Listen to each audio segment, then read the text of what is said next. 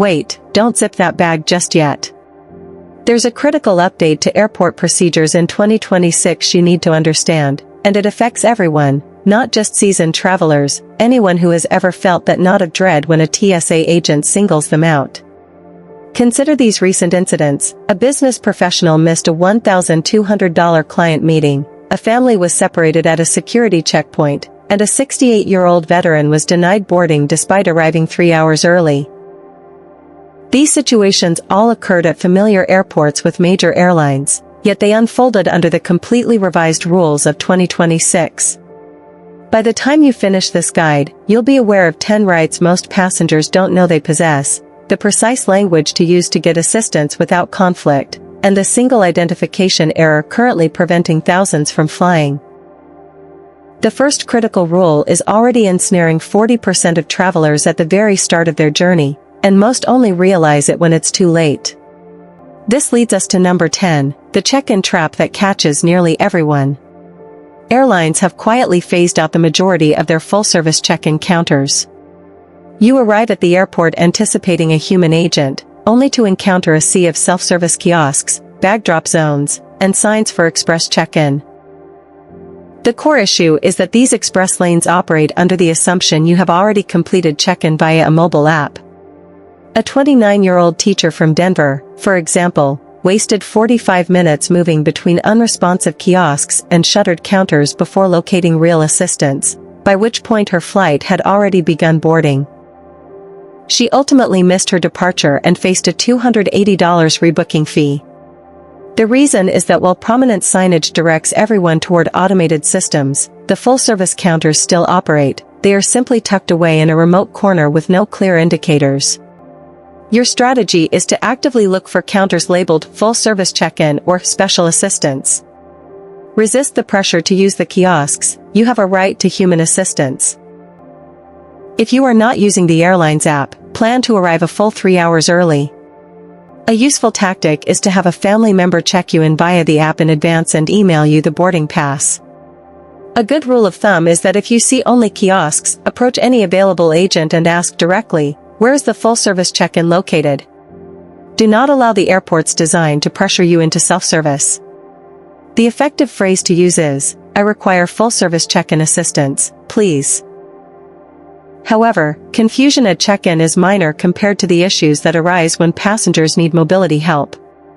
This brings us to number 9, the reason wheelchair requests fail when you wait until the last minute. It is important to understand that wheelchair and mobility assistance is not exclusively for individuals who cannot walk. It is available to anyone who has difficulty with long distances, prolonged standing, or balance issues. The critical detail for 2026 is that most major airports now require mobility assistance requests to be logged in their system a full 48 hours before your flight departure, not when you arrive at the terminal, not at the gate, but before you even leave your home. For instance, a 42-year-old passenger recovering from knee surgery requested a wheelchair upon arriving at the airport. The agent's non-committal response was, "We'll try." 3 hours later, she was still waiting for assistance and subsequently missed her flight. The reason for this change is that airports now pre-schedule their assistance staff based on advanced requests, placing last-minute walk-up appeals at the very bottom of their priority list. Your action plan is to call the airline immediately after booking your flight and use this exact phrase, "Please add continuous mobility assistance from check-in through boarding with no handoffs." This instruction ensures you are not transferred between different staff members. Always confirm that the request is officially noted in your reservation. An insider strategy is to remember that eligibility is not strictly about using a wheelchair. If standing for more than 20 minutes causes you significant pain or difficulty, you qualify for mobility support. A key tip is, upon arrival at the airport, present your confirmation number and state clearly, "I have a mobility assistance request already in the system." Now, this leads to a common question. Can you board early even without a wheelchair? This brings us to number 8, the early boarding secret that is rarely shared. Many passengers believe early boarding is reserved only for first-class ticket holders or wheelchair users, but this is incorrect. If you have conditions like arthritis, joint pain, balance issues, or difficulty standing for extended periods, you qualify for assisted boarding, even if you can walk onto the aircraft independently. For example, a 55-year-old traveler with a hip replacement stood in the general boarding line for 30 minutes, assuming she did not qualify for help. By the time she boarded, her hip was in severe pain and she could barely sit down. The physiological reality is that your body's limits are not concerned with pride. The combination of standing in a congested jet bridge, rushing to find overhead bin space, and navigating a narrow aisle with a heavy bag is a recipe for injury at any age. The solution is to call when booking and say, "Can you add a special service request for mobility support?" Say, "We're traveling together and I'm under mobility assistance. Please link our boarding for companion continuity." This officially tags you as a unit in the airline system, allowing your companion to board with you during the assisted boarding phase. As a bonus option, if your companion is not flying but is simply dropping you off, such as an adult child, you can request a gate pass by asking, "I have mobility issues. Is it possible to issue a gate pass so my family member can escort me to the gate?" Many airports permit this, allowing your escort to pass through security, remain with you until you board, and then depart. Now, let's address the aspect of travel that stresses everyone out: TSA screening. This brings us to number 6, the TSA screening shortcut most travelers overlook. The security checkpoint is where anxiety typically peaks, as you rush to remove shoes and empty bags under the gaze of an impatient line. However, the TSA does not widely advertise that accommodations exist for medical needs, and you do not need to be a senior citizen to utilize them. If you are traveling with items like a CPAP machine, insulin, liquid medication, or any medically necessary supplies, they are exempt from the standard 3.4-ounce liquid rule. For instance, a 38-year-old diabetic had her insulin confiscated because she failed to declare it, mistakenly believing that declaring involved complex paperwork. In reality, it simply means stating it verbally. Here is the procedure. As you place your bag on the conveyor belt, announce, "There are medically necessary items in this bag." That single sentence is often sufficient. The TSA may conduct an additional scan or swab test, but they should not force you to unpack it. For travelers with metal implants such as knee or hip replacements or a pacemaker, carry a medical notification card. If you have a pacemaker, you should proactively request a manual pat-down instead of allowing a handheld scanner to be used over your chest. For shoes, if taking them off is painful or poses a risk, simply state, "I have mobility issues. May I keep my shoes on and receive alternative screening?" The guiding principle is that transparency is always better than secrecy. Declare your needs first and provide an explanation if asked. This leads directly to the medication error that is resulting in detentions. This is number 5, the medication rule that changed in 2026. Medications are now the leading cause of confusion and delays at security checkpoints. One incorrect container or a missing label can lead to lengthy secondary screening. Here's what's new. Starting in 2026, the TSA is enforcing stricter verification for prescription medications, particularly for quantities exceeding a 10-day supply. For example, a 50-year-old traveler with high blood pressure had a 3-month supply of pills and a standard organizer confiscated and was held for 90 minutes while agents contacted her pharmacy because the pills lacked their original labels. For liquid medications like insulin, always keep them in their original pharmacy bottles and declare them at the start of screening by stating, "These are medically necessary liquids." For pills, original bottles are the safest option. If you must use a pill organizer, carry a photograph of the original prescription labels on your phone and bring a letter from your doctor listing all your medications. For international travel, be aware that countries like Japan, the UAE, and parts of Europe often mandate that medications remain in their original containers, so always verify the specific rules of your destination before you pack. An insider strategy is to photograph every prescription label before your trip as a digital backup, which has proven invaluable for many travelers. A frequent follow-up question concerns keeping medication cold. This brings us to number 4, the medical cooler loophole airlines don't advertise. if you travel with insulin or other temperature sensitive. Under U.S. airline regulations, a small cooler designated for medication is considered separate from your standard carry-on allowance. It should not be counted as a personal item or carry-on bag, provided its medical purpose is clear.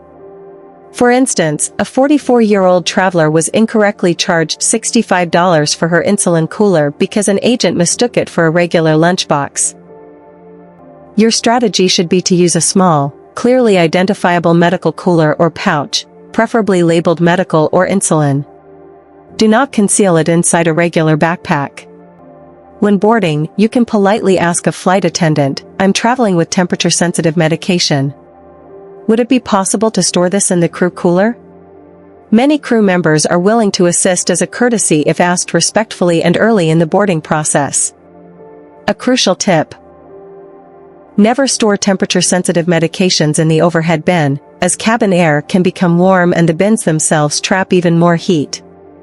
However, even with your medications properly secured, selecting the wrong seat can severely impact your journey. This brings us to number 3, understanding that the right seat is an accessibility issue, not a luxury. Many people view seat selection as a matter of comfort, but for travelers with mobility or pain conditions, it can be a vital necessity. A middle seat on a 4-hour flight can lead to days of pain for someone with joint issues. What airlines often do not publicize is that certain seats, like aisle seats or bulkhead seats with more legroom, can be classified as accessibility accommodations rather than mere preferences. If you have conditions like arthritis, knee or hip problems, or require frequent access to the restroom, you are not requesting a special favor, you are requesting a seat that accommodates your physical needs. For example, a 60-year-old traveler with a knee replacement was assigned a middle seat and could not extend her leg, resulting in significant swelling and pain that left her barely able to walk upon landing. The effective phrase to use is, "I need an accessibility seat for mobility and comfort under your policy." If the gate agent informs you the flight is full, your next step is to ask, "May I speak with the complaint resolution official?" The CRO possesses the authority to implement solutions such as arranging seat swaps, accessing blocked seats, or finding better aisle placements. The fundamental goal is to ensure you arrive at your destination able to walk comfortably, not in debilitating pain. Once you have secured the appropriate seat, there is another often overlooked resource available. This brings us to number 2, the quiet rooms that airports do not advertise. Airports can be overwhelming environments with constant noise, harsh lighting, uncomfortable seating, and bustling crowds. Even passengers who arrive early can feel exhausted before they ever board. A little-known fact is that many major airports maintain quiet rooms, sensory rooms, or accessibility lounges, yet they are rarely signposted. While originally designed for neurodivergent travelers, these spaces are generally available to anyone with documented mobility or accessibility needs, requiring no VIP membership or fee. They simply offer a peaceful place to rest. For instance, a 47-year-old traveler with chronic fatigue discovered a quiet room at LAX. She reported that this made the critical difference between arriving completely drained and arriving ready to actually enjoy her vacation. To locate these spaces, inquire at the airport information desk, a check-in counter, or your departure gate. Use the phrase, "Where is the accessibility lounge or quiet waiting area?" If you are already registered for assisted boarding, you can add, "Am I eligible for a quiet or accessibility waiting area?" While not every airport has such a facility, when available, it can transform the travel experience. So far, we have covered check-in procedures, mobility assistance, boarding, TSA accommodations, medication rules, seat selection, and quiet spaces. However, all of this preparation becomes irrelevant if you are halted at security for one small oversight. This brings us to number 1, the single ID error that is stopping thousands of travelers. Before your next flight, instead of focusing on packing, open your wallet and examine your identification for one critical detail, the star. Starting in 2026, a Real ID-compliant credential is the mandatory standard for all domestic air travel within the United States. If your driver's license or state ID lacks a star in the corner or bears the phrase, "Not for federal identification," the TSA is authorized to deny you entry to the security checkpoint. Consider the case of a 52-year-old business traveler who arrived 3 hours early, perfectly prepared, only to be turned away because her ID did not have the star. She subsequently missed a $1,200 client meeting. This occurs frequently because many individuals have not renewed their identification in years, either because they drive infrequently, travel seldom, or mistakenly believed their current ID was sufficient. At the airport, there is no grace period, the rule is absolute. No star, no entry. Acceptable forms of identification are a real ID-compliant driver's license or state ID with a star, a valid U.S. passport, or a state-issued RAY. The facial recognition software compares your live image to the older photograph in the database. If your passport photo is a decade old and you have undergone significant changes, such as weight loss, facial surgery, or simply the natural effects of aging, the algorithm may fail to produce a match. The solution is to carry a second form of identification with a current, recent photo. If the automated system flags you, a human officer can perform a manual verification, but this typically requires you to present that secondary ID. Your immediate action step after reading this is to open your wallet, locate the star on your ID, verify your passport's expiration date, and obtain a secondary photo ID that is up to date. This single precaution can prevent the vast majority of boarding denials. However, knowing these 10 crucial rights is ineffective if they are not organized and readily accessible when you need them. For example, a 58-year-old traveler who used a simple, prepared checklist saved $340 in fees, avoided 2 security delays, and secured early boarding on 3 separate flights simply by knowing the precise phrases to use and the correct times to use them. Most passengers are unaware that the TSA has 47 distinct accommodation rules that apply to medical, mobility, and accessibility needs, and airlines are legally obligated to provide these accommodations, but only if they are requested properly. This is precisely why comprehensive resources like the TSA Survival Kit were created, offering a complete guide with every necessary phrase, form, and right you possess at the airport. Such a kit typically includes an airport rights checklist, a script of effective TSA phrases, and step-by-step instructional videos demonstrating exactly what to do at check-in, security, and boarding. If you have ever felt confused, pressured, or overlooked during air travel, this type of guide is designed for you. To continue learning about critical travel updates, such as recent TSA Res.